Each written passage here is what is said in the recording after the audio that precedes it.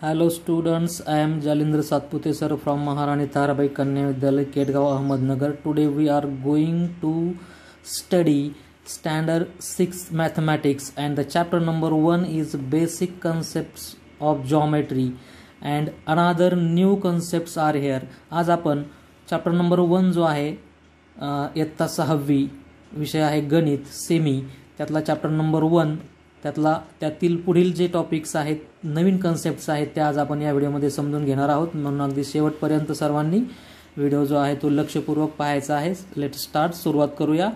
Now let us think about a new concept collinear points. What is collinear points and non collinear points. समोरासमोर आपल्याला यासाठी घेतलं की त्यातला डिफरन्स आपल्या लक्षामध्ये यावा. कोलिनियर पॉइंट्स कशाला म्हणायचे, नॉन कोलिनियर पॉइंट्स कशाला म्हणायचे. Suppose these are some points here. These are some points here. Give name to these points in this way. These points are, suppose this is a point A, this is point B, this is point C, this is point X and this is point Y. There are 5 points. Now let us try to draw a line which can be passing through any 3 points. याच्यामध्ये असा प्रयत्न करा की 3 point मधून जाणारी एक line आपल्याला काढता येईल. तर यामध्ये पहा या पद्धतीने आपण जर विचार केला तर इथे हे असे पॉइंट्स 2च बसतायत, इकडचा पॉइंट येत नाहीये. हे आपण जोडले असे तर 2च येत आहेत लाईनमध्ये, हे जोडले तर 2च येत आहेत. इथे पहा या पद्धतीने जर मी हे 3 पॉइंट्स असे एकमेकासमोर पट्टीने जोडले तर आपल्याला त्याच्यातनं जाणारी एक लाईन ड्रॉ करता येऊ शकते. पहा this is a line which can be drawn through these 3 points. अशा पद्धतीच्या 3 पॉइंटमधून जाणारी ही लाईन मला ड्रॉ करता येते. या पॉइंट्सला म्हणतात कोलिनियर पॉइंट्स. मग कोलिनियर पॉइंट्स म्हणजे काय. 3 or more points which lie on a single line are called as collinear points. म्हणजे 3 किंवा 3 पेक्षा जास्त असे पॉइंट की जे एका लाईनवर असतात, हे एका लाईनवर असणारे पॉइंट्स आहेत. These points lie on a single line. Lie म्हणजे त्याच्या एका लाईनवर असणारे ए बी आणि सी हे 3 पॉइंट्स एकाच सरळ लाईनवर येतात आणि म्हणून त्यांना म्हणायचे collinear points. The points which are lying on a single line are called as collinear points. एका लाईनवर असणाऱ्या 3 किंवा 3 पेक्षा जास्त पॉइंट्सला कोलिनियर पॉइंट्स असं म्हणायचं आहे. Then next is a non-collinear points. Points which do not lie on a single line are called as non-collinear points. मग इथे पहा आता या फिगरमध्ये आपण जर बघितलं तर हे point A B C this is a group of 3 points which are be called as collinear points. आता एक महत्त्वाची गोष्ट आहे की 2 पॉइंट्सला फक्त आपण कोलिनियर किंवा नॉन कोलिनियर म्हणू शकत नाहीत. We can not give name to any 2 points by collinear or non collinear. We need only 3 points. We need 3 or more points. आपल्याला कमीत कमी 3 पॉइंट्स पाहिजेत. 3 पेक्षा जास्त पण चालतील पण कमीत कमी 3 पाहिजेत. त्यामुळे त्या 3 पॉइंटचा जो ग्रुप बनेल त्याला आपल्याला कोलिनियर पॉइंट्स किंवा नॉन कोलिनियर पॉइंट्स म्हणता येईल. मग इथे या पद्धतीने आणखी जर आपण अशा प्रकारचे पॉइंट्स काढले की जे वेगवेगळ्या पद्धतीचे एका लाईनवर न येणारे. This is point P Q, this is R, this is S and this is T. Then the group first group PRS हे जे 3 पॉइंट्स आहेत हे एका लाईनवर येऊ शकत नाहीत त्यामुळे त्यांना नॉन कोलिनियर पॉइंट्स म्हणा आपण. QRT हे जे पॉइंट आहेत ते सुद्धा एका लाईनवर येऊ शकत नाहीत म्हणून QRT यांना सुद्धा आपल्याला नॉन कोलिनियर पॉइंट म्हणता येईल. त्याचप्रमाणे SRT हे सुद्धा 3 पॉइंट जे आहेत ते एका लाईनवर येऊ शकत नाहीत म्हणून त्यांना पण आपल्याला नॉन कोलिनियर पॉइंट्स म्हणता येईल. जे पॉइंट्स जे 3 किंवा 3 पेक्षा जास्त पॉइंट्स एका सरळ लाईनवर येऊ शकत नाहीत त्यांना म्हणायचंय नॉन कोलिनियर पॉइंट्स आणि जे 3 किंवा 3 पेक्षा जास्त पॉइंट्स एका सरळ लाईनवर येऊ शकतात त्यांना म्हणायचंय कोलिनियर पॉइंट्स. इथे point A B and C these 3 points are collinear points and in this second figure there are different sets of non collinear points. 3 sets तुम्हाला मी लिहून दाखवलेले आहेत. तुम्ही अशा अनेक सेट्स याच्यामध्ये तयार करू शकता. 3 पॉइंटचे ग्रुप तयार करू शकता. Okay. Then next is concurrent lines and intersecting lines. These 2 new concepts are also very interesting. What is concurrent lines? When 3 or more lines passes through the same point, they are called as concurrent lines and the point is called as point of concurrence. तीन किंवा तीन पेक्षा जास्त lines. पहा या पद्धतीने समजा मी first line काढलेली आहे. This is first line. Give a name to this. This is a line A. Second method, by second method we can give name with one letter, with small one letter at one arrowhead.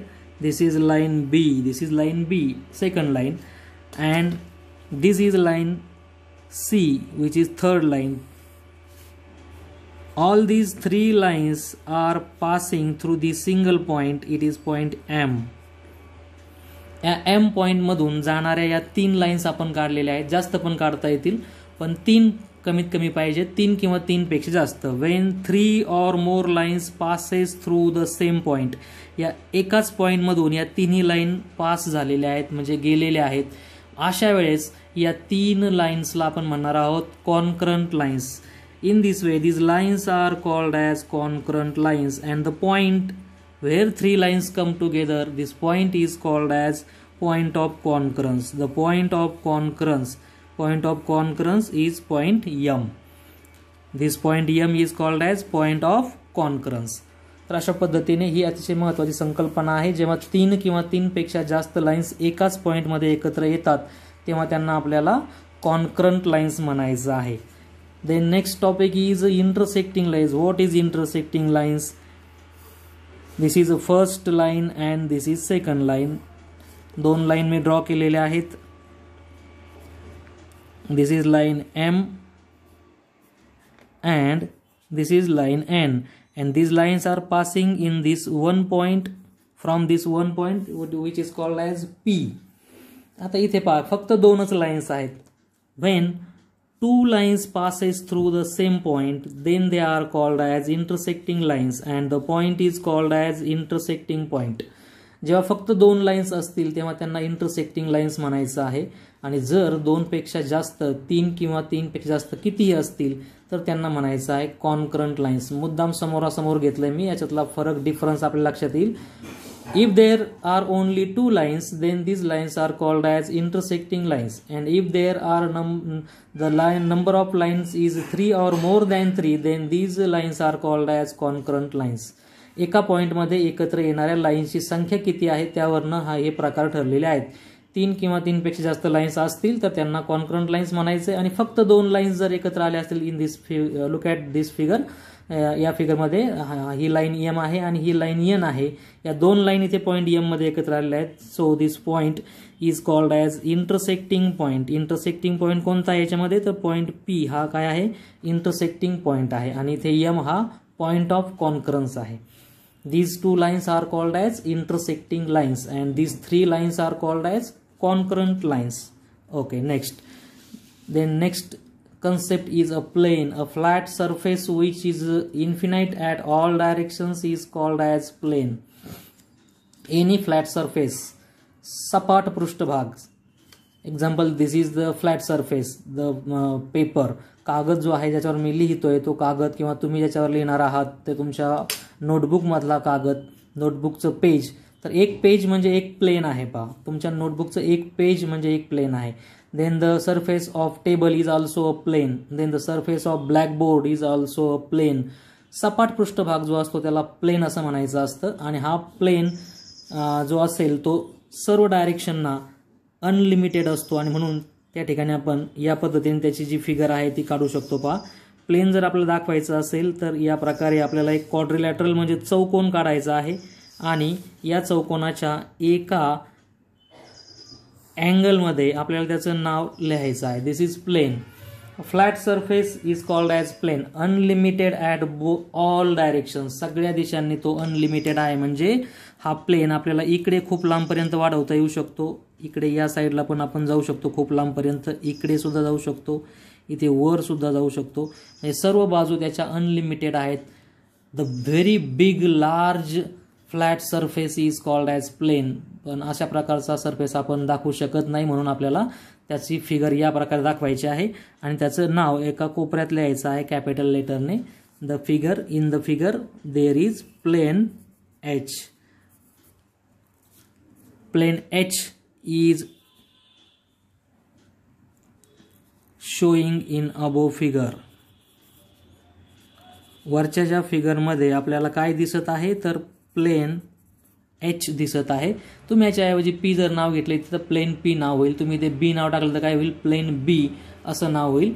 तर अशा पद्धतीने plain म्हणजे काय तर plain म्हणजे flat surface, सपाट पृष्ठभाग.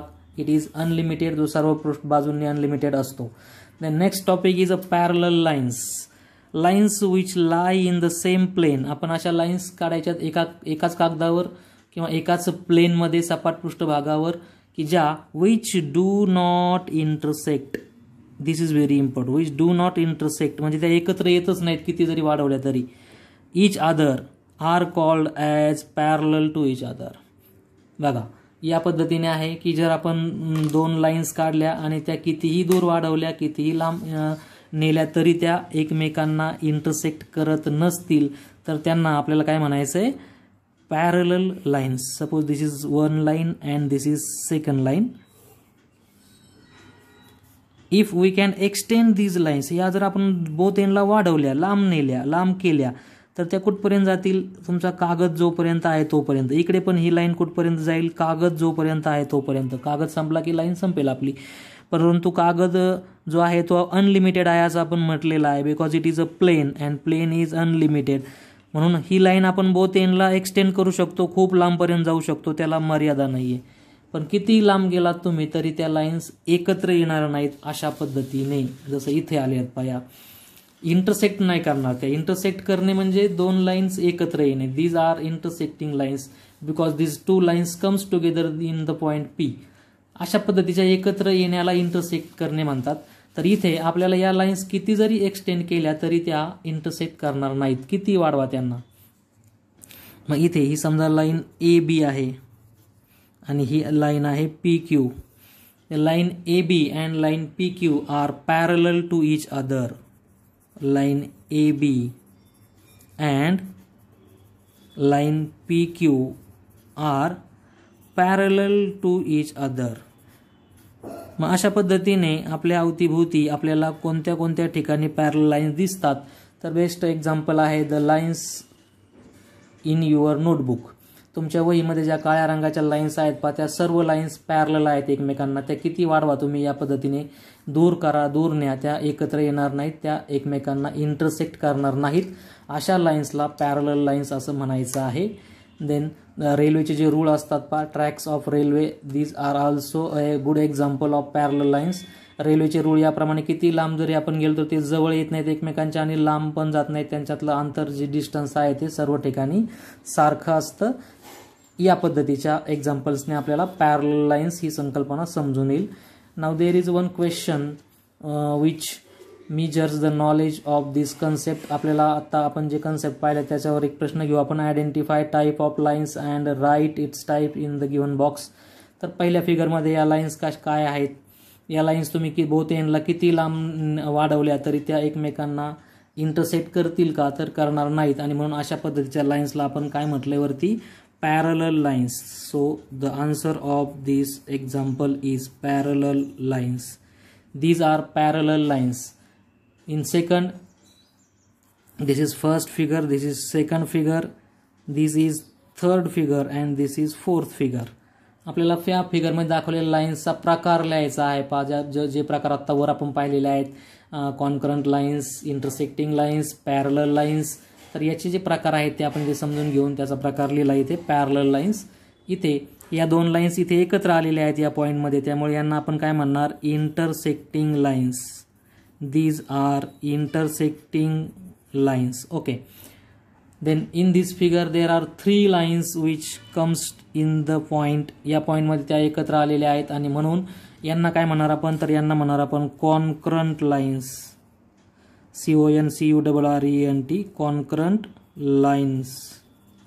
These lines are called as concurrent lines because the number of lines is 3 and these all 3 lines passes through in this point, a single point. एकाच पॉइंट मधून त्या जात आहेत आणि म्हणून त्यांना आपल्याला काय म्हणायचंय, कॉन्करंट लाईन्स. आता या लाईन्स बघा, या कोणत्या प्रकारामध्ये मोडतात, तर त्या एकमेकांना सध्या इंटरसेक्ट करत नाहीयेत, त्यामुळे काही जण म्हणतील की या पॅरलल लाईन्स आहेत. But this answer is not correct answer. Wien you extend these lines, जेव्हा तुम्ही त्यांना दोन्ही टोकांना वाढवणार आहात तेव्हा मात्र आपल्याला दिसेल आता ही मी याला एक्सटेंड करतो पहा, ही लाईन मी पुढे पुढे जर वाढवली याप्रमाणे, तर लाईन एक्सटेंड केल्यानंतर काय होते बघा, लाईन एक्सटेंड केल्यानंतर आपल्याला असं दिसेल की त्या बोथ लाईन्स ज्या आहेत त्या एकमेकांना इंटरसेक्ट करत आहेत. म्हणजे जरी फिगरमध्ये प्रत्यक्षात आपल्याला दिसत नसेल की त्या लाईन्सने एकमेकाला इंटरसेक्ट केलेला आहे, पण आपण त्यांना याप्रमाणे एक्सटेंड करू शकतो. After extending, look at this, the point of intersecting is there, this point, in this point these two lines comes together and so these lines are also intersecting lines. आणि म्हणून या ज्या लाईन्स आहेत या सुद्धा intersecting lines आहेत. Okay, so in this way आपण या व्हिडिओमध्ये काय काय पाहिलेलं आहे रिवाइज करू पुन्हा एकदा बघा पहिल्यापासून. इथे आपण या व्हिडिओमध्ये नवीन गोष्टी ज्या शिकलेलो आहोत त्यामध्ये पहिला आपण शिकलोय collinear points, then non collinear points, एका लाईनवर असणारे 3 किंवा 3 पेक्षा जास्त पॉईंट्स कोलिनियर पॉईंट्स, एका लाईनवर नसणारे 3 किंवा 3 पेक्षा जास्त points non collinear points, then concurrent lines and intersecting lines, then the what is plane and then parallel lines. तर सर्व संकल्पना, सर्व नवीन कन्सेप्ट्स तुम्हाला अगदी आकृतीच्या सहाय्याने समजून देण्याचा प्रयत्न केलेला आहे. व्हिडिओ आपल्याला नक्कीच आवडेल. व्हिडिओला लाईक करा, व्हिडिओ कसा वाटला त्याबद्दल कमेंट्स करा आणि आणखी अशाच पद्धतीचे चांगले व्हिडिओ पाहण्यासाठी चॅनलला सबस्क्राईब करायला मात्र विसरू नका. धन्यवाद.